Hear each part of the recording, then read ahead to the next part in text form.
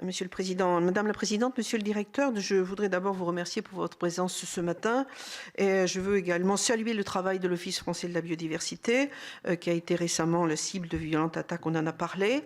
Le manque de soutien de la part de l'État a plongé les agents dans un profond désarroi, vous l'avez dit Madame la Présidente.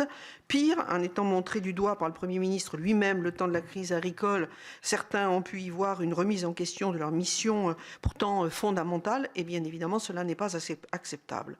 Rappelons que les contrôles des agents de l'OFB sont bien souvent déclenchés à la suite de signalements et des signalements effectués y compris par des communes, y compris par des départements. Je suis élu local, je sais de quoi je parle. En tant que parlementaire engagé sur la santé environnementale, je déplore les décisions prises et la tentative de disqualification dont a fait l'objet l'OFB. J'y vois même le risque d'une disqualification de toute velléité d'adaptation au changement climatique. Les pratiques anciennes, et vous l'avez dit, ont assurément la vie dure. Sans police de l'environnement, il n'y aura pas de respect des règles. La nature a besoin de vous, de l'OFB. Les territoires ont également besoin de l'OFB.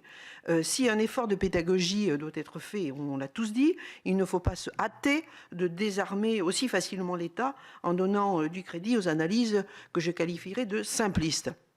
Une nouvelle convention entre l'OFB et les chambres d'agriculture serait sur la table. Elle doit encore être arbitrée au plus haut sommet avec la mise en place d'un droit à l'erreur, sauf en cas de récidive, la création de peines de substitution comme des formations, la mise en œuvre d'une expérimentation de la caméra d'intervention ou encore le port discret de l'arme de service. Mais deux questions.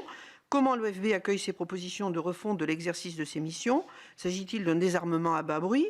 Ces modifications sont-elles de nature à améliorer le dialogue avec les agriculteurs et à la diffusion de bonnes pratiques environnementales? Deuxième question, nous savons que la ministre Agnès Pannier-Runacher mène actuellement des auditions sur la question des pesticides en vue de finaliser la dernière version du plan Ecophyto 2030. Est-ce que l'expertise de l'OFB est sollicitée sur l'impact de ces produits sur les espèces vivantes? Ça, c'était les questions, les miennes.